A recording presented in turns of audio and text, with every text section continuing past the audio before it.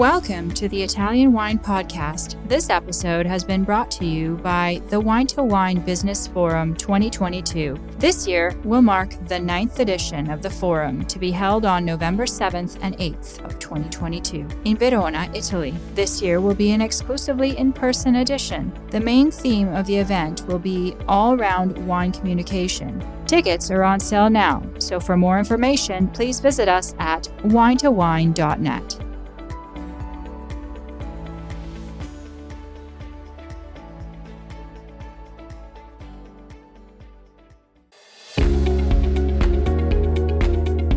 Italian Wine Podcast, a Wine2Wine Business Forum 2021 media partner, is proud to present a series of sessions highlighting the key themes and ideas from the two-day event held on October the 18th and 19th, 2021. This hybrid edition of the Business Forum was jam-packed with the most informed speakers, discussing some of the hottest topics in the wine industry today. For more information, please visit wine2wine.net and tune in every Thursday at 2 p.m. Central European Time for more episodes recorded during this latest edition of Wine2Wine Business Forum.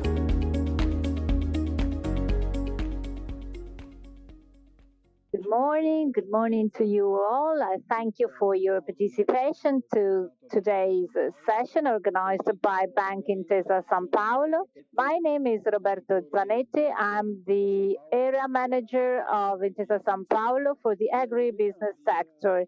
This branch has been established by this bank April the 12th this year as an excellent center for agriculture, wine production. We follow the area from Padua to Bolzano, and we cover these areas with branches, offices, and people specialized in the agriculture and wine production fields. Now, I introduce today's speaker, Mr. Simonato, who is the national responsible person of the agribusiness branch for Intesa Sanpaolo. My colleagues from the marketing, Mr. Lucacci and Mr. Pagliai. Mr. Simonato is going to give us an overview on the mission of this Center for Agribusiness with some hints to think about wine production field. Our marketing colleagues are going to talk about financing for this sector with a special focus on financing with rotatory loans. I give the floor to Mr. Renzo Simonato. Thank you very much. Good morning to you all. Thank you for being here today. I share with you quickly some slides to show you our service for the food and wine production field. We have in Italy the corporate structure with 250 million turnover, and we have already some branches for food and wine production, and then we have all the other private customers gathered in the so-called Bank of Territories. We wanted to consider our past experience with our experts of rural credit, and we wanted to establish a national center for our market share we have in Italy, all over Italy. So we wanted to establish a center dealing with food and wine production only. In other words, we have a manager, we have a credit office, a credit department, so we have 85 branches and 224 operational points. And then we have also managers who only deal with the agribusiness customers. So altogether we have 1,000 people for this sector. Our ambition is to be a reference point for the development of this sector, which is very important indeed in Italy. 11% of GDPs, but if we take into account restaurants, catering also, this value increases a lot. We want to offer past products, past supply chain experts, but we also want to add the hearing and the consultation of our experts because these points are more and more important for this sector. So this is our mission for the national market in order to boost this sector. We are an Italy-based bank, and we want to focus more and more in this sector. Right now, we have 85,000 customers in our facility, but we want to work on several aspects. First of all, we provide credit brokerage and consultation too. But as for the first point, it is important to fill the gaps for information that companies need in order to have access to financing, sustainable financing too. So we focus on the company growth and also on our managers' skills to find the best financing plan considering cash flows. So it is a very developed financial culture. In addition to that, for Italy, branches are very important indeed.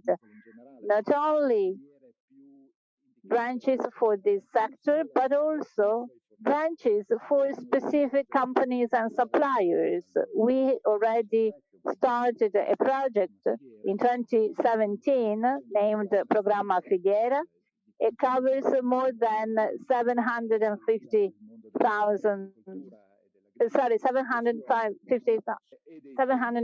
companies. Out of them, we have several companies dealing with wine production.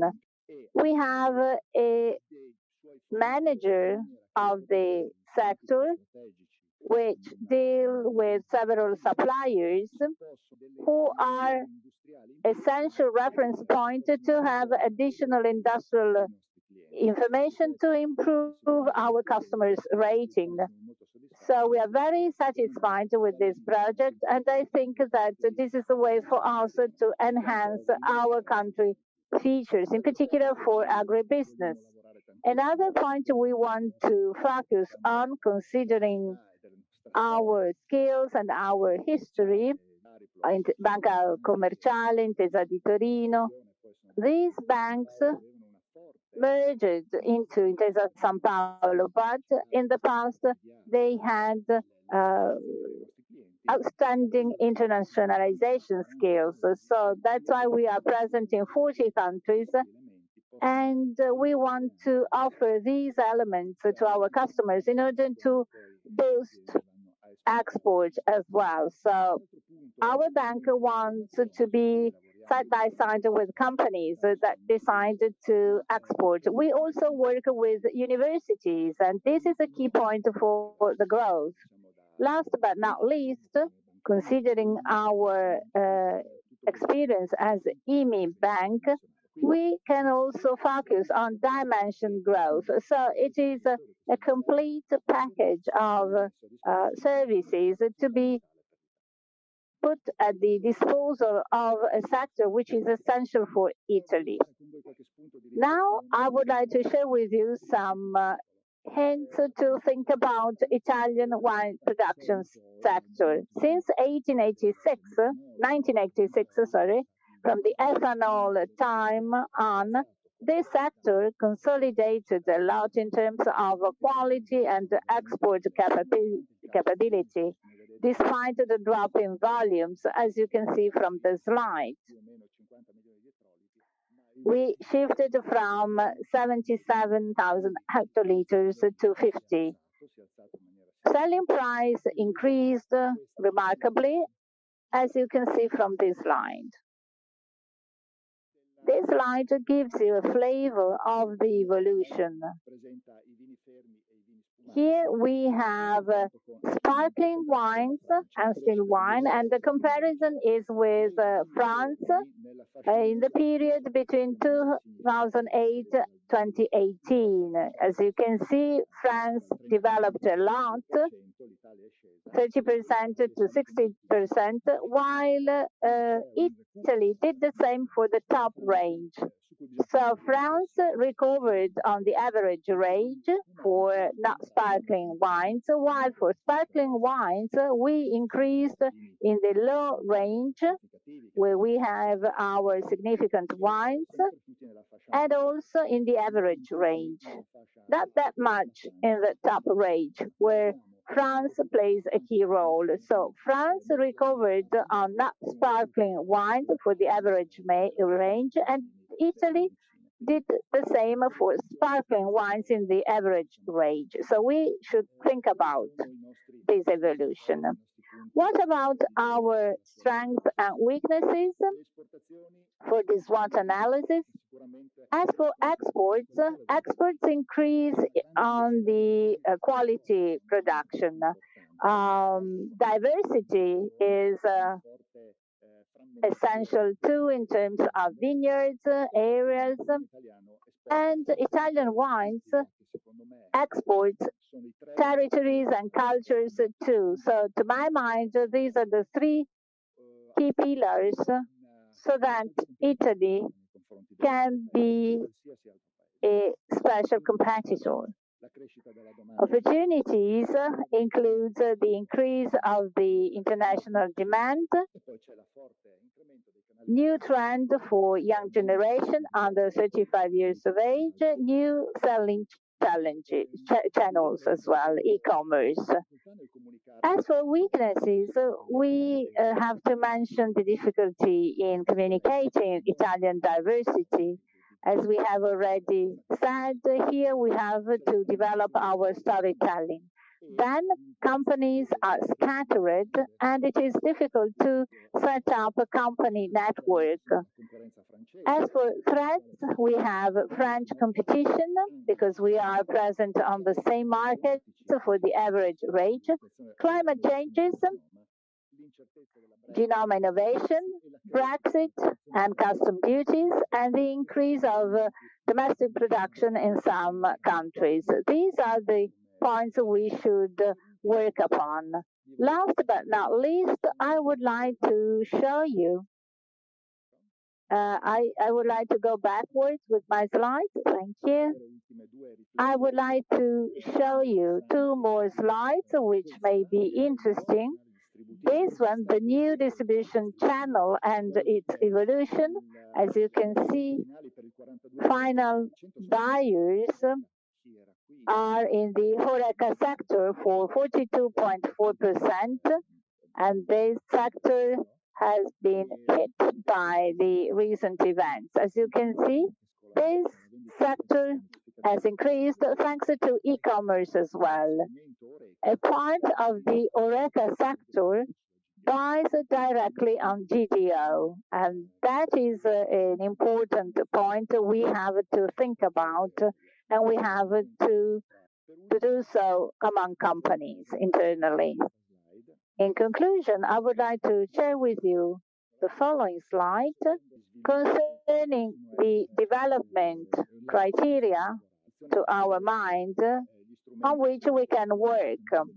Without any doubt, we have managerial platforms for the warehouse, for the sector, quality certification, data analysis, which is very important indeed for sales and marketing as well, sensor, robotics, all these issues should be better developed. As for marketing instead, considering new consumers' needs in terms of comparison, certification, so we have to work upon online tools, brand websites, multi-brand portals, and social networks. So these points have to be introduced and controlled. We are totally available with our tools in terms of managers and products in order to follow companies through this transformation. We can also work on e-commerce channels. For example, we have a portal named Destination Gusto with 4,000 references points, and it is meant as a new selling channel, a new supermarket for our customers to sell directly. So many new items, a great innovation, a great attention. In our opinion, these are the key points to think about. We are totally available to talk to our customers and to find a solution on each single basis. Now I give the floor to my colleague. And now I would like to give the floor to Leonardo Lucacci, who will tell us about funding as to the wine and vine market. And so thank you very much. Our brand is quite active as to the investments in the wine and winemaking companies with a variety of products that are under this name of agricultural enterprise. It's a sort of an agrarian credit that evolves in a variety of uses according to the purposes of the companies themselves. So we start from the improvement of the real estate, and that is a banking product devoted to the construction of wine cellars, but also rural buildings, or for purchasing, land, agricultural land, and or vineyards. And it has a depreciation plan that can extend up to 30 years. And so the other product that we have for the vineyard and winemaking companies, it's this one. So this is for planting new vineyards or remodifying old vineyards, and it lasts over 7 years with a depreciation. That will, in a way, accompany the growth of the plant up until it becomes productive. So it lasts 7 years with 4 years of pre-depreciation and therefore, or amortization, with all guarantees. And then the last one is for instrumental investments, like, for instance, buying bottling systems or, harvesting machines. And this lasts 7 years. And for the, it has 2 years of pre-amortization. And I'm done. And I give the floor to my colleague, Andrea Pagliai. So thank you very much. And thank you, Leonardo. What we would like to introduce now is an innovative product that we launched a few months ago that is supporting and funding those winemaking companies during the seasoning and the aging of all wine products. Just think about all those products that are regulated by strict rules, like the denomination of guaranteed origin. And so we started in the summer 2020, and that allowed us to actually have a rotational commitment over food and agricultural products.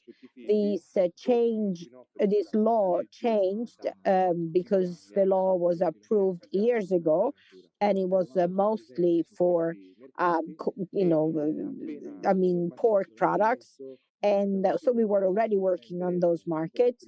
And as soon as the regulations allowed us, we decided to extend such a banking product to the winemaking companies that need help during this stage, because sometimes wine can age for years according to the denomination of guaranteed origin regulations. And so what can we do with this type of banking product? First of all, we can facilitate access to credit, because this banking product should, by its nature, should be immobilized in the wine cellar during a production stage, because, the wine has to age before it can be sold. And so the idea is to generate liquidity for these companies during this time when their products cannot be sold. At the same time, without indebting the company itself, because we know that for food and agricultural products, more particularly wine, we need to monitor it's aging, and so allowing the winemaker to still have the product in order to monitor that the wine is aging properly, but at the same time the product can generate liquidity or cash during this stage, and therefore allowing greater access or easier access to credit for the winemaking companies. But also, we believe that this product is very useful when it comes to the rotational character of the product itself. So we can replace very easily the product that has been given as a lien to the product itself. And so we need to quickly, if the aging stage ended and the product is ready to be traded or sold, with this kind of banking product, we can replace the product that is ready to be sold, and then replace it with another type of wine um, that needs to be aged without slowing down the the production activities of the company itself. And so let's see how we actually organize this system. First of all, we try to be less invasive as possible. Less invasive as possible, because we know that the winemaking world is very controlled. The entire vine and winemaking sector is very much controlled. But the world of the denomination of origins and other sectors is used to be controlled by external bodies. You see here the different control organisms that are coordinated by the Italian Ministry of Agriculture, and you see the different stages when the vineyard is planted, the grapes are harvested, and the wine is aged. And so you see, there are control bodies that intervene to make sure that the different rules of production of the denomination of controlled origins are implemented. And so before or after the commercialization, they continue controlling the compliance of the product with the rules for that wine type. And then you see in red, the swish in red is where where we can be of help. And so we do not, say anything to winemakers during the earlier stages, but we can just help during the winemaking and the aging, in line with the other control bodies that are authorized by the Italian ministries. So we are capable of, supporting another control organism that is supporting the winemaker, or the consortium. Let's say if there is a winemaker that wants to pledge its wine production, it's not going to be interacting with other control bodies, but we are going to be working with us.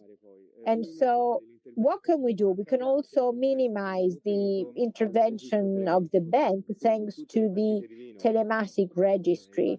So the wine lots, the barrels up to the bottles are controlled on this telematic registry. And as bank, we can constantly control when the wine that has been pledged to the bank is still correctly preserved in the wine cellars of the winemaker that offered that product as a pledge, as a guarantee for funding. So we don't want to disturb winemakers, and we want to interact with the control organism and bodies that the winemakers are used to interface with anyway.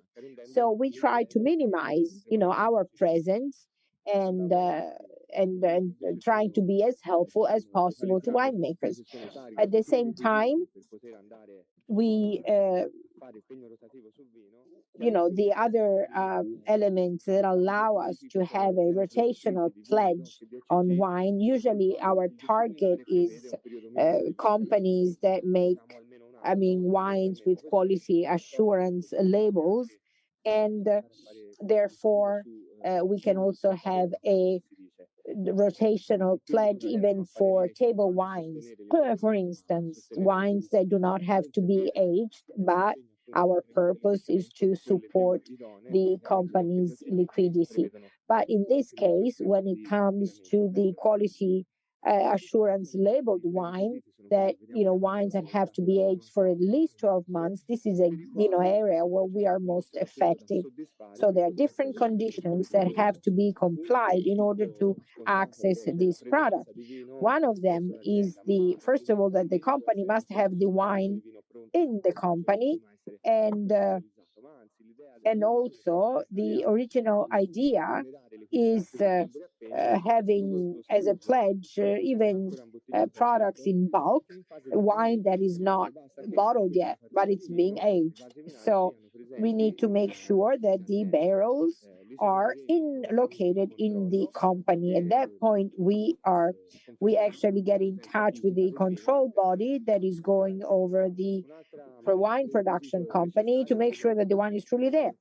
So also at the Chamber of Commerce, we actually have the prices of the bulk wine for the control denomination of origin wine for that year.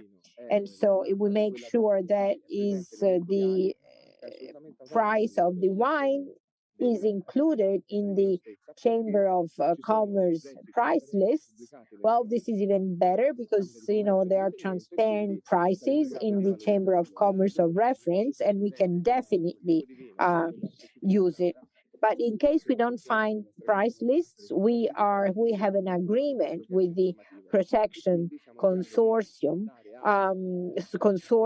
so that they can tell us the prices of the wine that the consumer is pledging, but also the year of the control designation of origin, and without disturbing the producer, the winemaker. And so it's important to have a control organism that has an agreement with the bank, a control organism or body that is going to the winemaker's premises to check what the winemaker has in the wine cellar. And so in those cases where we are going to have one single control designation of origin, whose control organism hasn't signed agreements with us, we can send a third party that is recognized and acknowledged by the Italian ministry to certify the quantities of wine in the company in order to access this rotational pledge. Well, it's important to have an insurance as well. And so the wine has to be insured with the company. And so what we can insure, against is calamities that the company is already insured for. So as a minimum policy for, atmospheric events, explosions, fire. But in any case, wine sellers are already, wine companies are already insured against all these issues. And also, let's look quickly at other, the other aims and purposes that for which this loan can be given. We can support the wine aging. We can also consolidate further, additional and previous debts, banking debts. We can actually, make the payment terms longer and also provide this rotational pledge.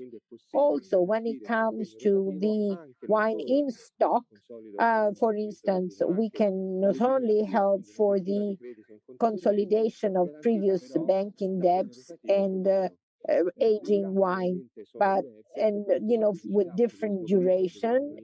In we have usually it's 18 days plus 1 day, whereas for the aging wine it's up to 6 years, where we have a pre-amortization stage where the customer is paying only the interest rates rather than reimbursing the capital and at first, and then this type of contract can last as long as the aging time of the wine. So as long as the wine is immobilized in the company and it's not generating any cash. And so we also and then things change when the wine can be sold. Also, the credit line can also be used for restructuring previous bank loans up to 5 years. And then last but not least, the last thing, that the counter value of the pledged wine for some quality controlled designation and quality assurance wines, label wine, um, can be up to 70% of the pledged product. I would say that this is a quick overview of the product, and we can customize the payment with I don't know, monthly payments, fixed term payments. Everything can be discussed with the customer. Thank you. So thank you very much, Andrea, for your very clear presentation on for this type of loans that is very important for the wine and the winemakers. And so we are here for any questions. This is we have a short Q&A. Please feel free to ask, and also if there are no questions, I would like to leave the floor to Mr. Renzo Simonato. Italian Wine Podcast, brought to you by Mama Jumbo Shrimp. Unfortunately, we didn't hear the question. So I was asking the panelists about how they are approaching the market of consortia, and also how consortia are reacting about your products, because consortia are putting together different winemakers. Thank you for your question. We are definitely approaching consortia. We started from the protection consortia that are present in areas that are making the wines that have to be aged for a long time, and then we are expanding on the rest of the national territory as well.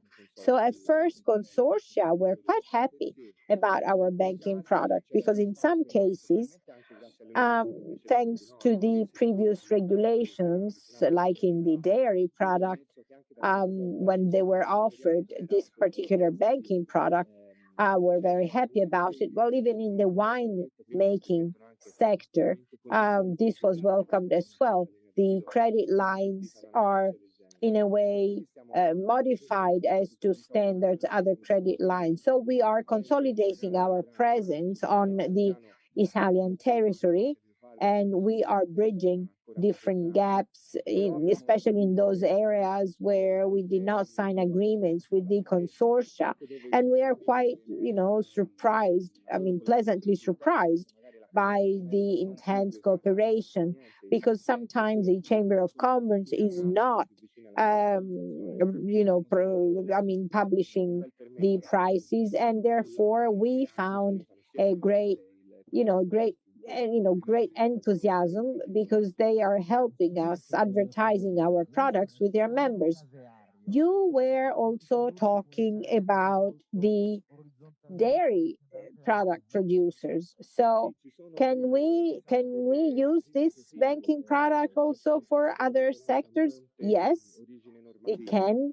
The product is similar. The original regulations are slightly different. The laws regulating it are different, but also in the dairy product world, but also in the ham making companies world. These are food products. I mean, that have to season. They can access credit lines similar to the revolving pledge that I mentioned earlier.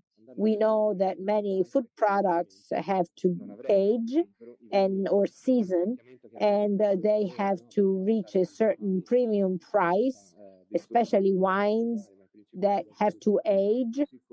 The main controlled designation of origin require a certain length of a certain aging time, but also the hammer making business requires aging. So that is affecting that. So thank you very much. And I would like to give the floor to Mr. Renzo Simonato for a quick conclusion, for wrapping up. So thank you very much to everyone and our colleagues. Today we wanted to share with you three things. First of all, our new facility, our new service structure, three products also, a product that allows to be reimbursed over a long time, especially for purchasing land, but also the pledge, the revolving pledge, that this year, wasn't used very much. Because basically there were, different bank and state guarantees, and companies resorted to that. But in the future, people may have to capitalize on what they have in stock, and so these are banking tools that people should be familiar with. That's why we wanted to share them with you. But there are also other types of loans that are non-banking loans, that or funding that is like the non-basket bonds for companies. Having said that, an important step that we are developing is the internationalization. In fact, in the next 4 months, we are going to actually organize meetings for three different sectors: the dairy products, wine making sector, and also cereal production sector for the US and China. We have offices on site, and we will have experts from those areas that will speak to Italian companies about how to approach those markets. And there will also be some virtual B2B for the three supply chains and for these same countries, and so that our companies can be advertised and be known to some local importers. So we really want to help in enhancing our presence abroad as well. So I would like to wrap it up by saying that the service model that we developed is mainly based on our people, on our staff. Intesa Sanpaolo is based on its human resources that are growing in terms of skills, but also in terms of listening to what customers really need, and therefore come up with the right advice for the right company. And so I believe that this is our main skill. It's our people that work for us and with us. So thank you very much, and see you next.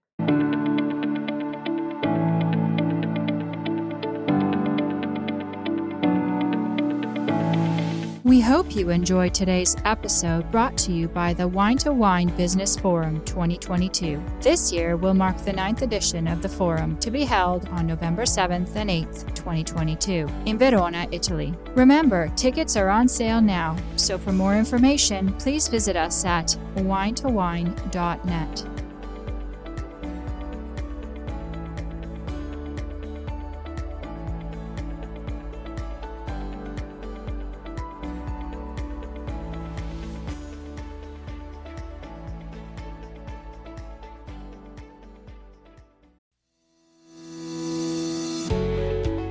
guys. I'm Joy Livingston, and I am the producer of the Italian Wine Podcast. Thank you for listening. We are the only wine podcast that has been doing a daily show since the pandemic began. This is a labor of love, and we are committed to bringing you free content every day. Of course, this takes time and effort, not to mention the cost of equipment, production, and editing. We would be grateful for your donations, suggestions, requests, and ideas. For more information on how to get in touch, go to ItalianWinePodcast.com.